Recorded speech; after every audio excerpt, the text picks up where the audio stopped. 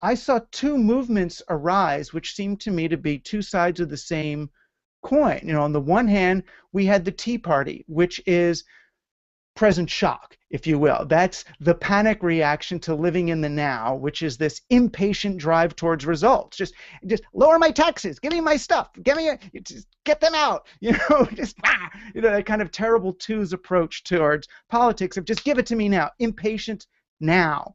And on the other hand, we got Occupy, which was the perpetual now, which we're not going to state goals, we're not going to state our demands, we're not going to strive towards conclusion. When people would interview the occupiers about, well, what will make this end, they would always answer, well, we don't want it to end. They wanted it to keep going.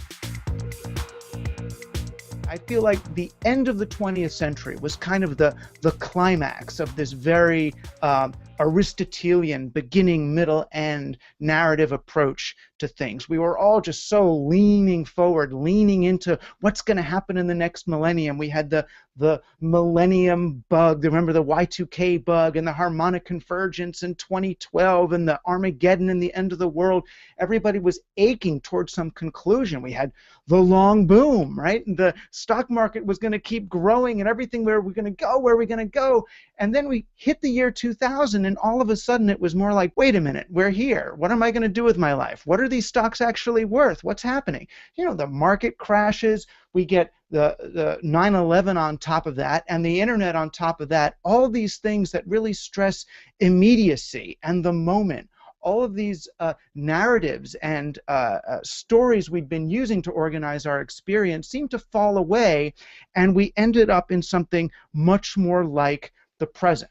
And there's sort of two kinds of present. I mean, one of them is the sort of fake present of our Twitter feeds and everything pinging us all the time, that assault on the now. And the other is a potentially healthier presentist approach to our world, that we're no longer being led around by these carrot and stick stories. While on the one hand we mourn that we don't have a charismatic leader who will stand up and say, come march with me, this is my dream, let's march, eyes on the prize towards this ends justifies the means journey to awakening, enlightenment, to capitalism, to communism, to civil rights, to environmental rights, to women's rights, to this. We don't have those winner takes all victories to look forward to, but at the same time we don't have those winner take all ends justify the means traps to fall into, because they never quite live up to what we wanted.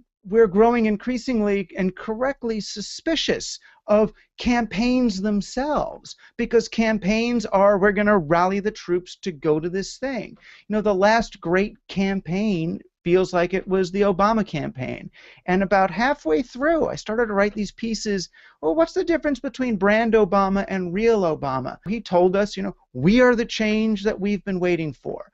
And I believed him. To me, that was such a presentist sentiment, that we're not going to march towards glory. We are the thing. This is it. It's happening now. We are it. But it felt to me, once he was elected and I looked at the kinds of policies he implemented, which were largely top-down, institutional, let's give money to a bank so they give money to a company so they build a factory and they get people jobs, was not a very presentist, we are the change approach to governance. How do we motivate people when you don't have a clear goal? Back in the Kennedy days, I'm going to land a man on the moon by the end of the decade. Neil Armstrong sticks a flag in Tranquility Bay. We did it. We've done it. It's such a clear way to rally everybody to boom. What do you do if it's a more amorphous, steady state thing? How do you say, okay, let us start engaging with hunger. Let's start engaging with greenhouse gases and this and that. It could be as simple as saying, why don't people try joining CSAs? And, the good old-fashioned way of like, well, let's deal with the environment and big agriculture by just starting to do alternative things rather than marching on Walmart or Del Monte and telling them that they're doing the wrong thing. Can we just deflate it through our protocols? I'm disillusioned with movements. I don't want to join anything. I don't like these big political parties. They seem irrelevant to me. I've come to not care, and that's a dangerous thing. I've come to not care about these big political organizations and to care much more about the way I'm interacting. And I'm wondering if there's a way for that to be the dominant force rather than this.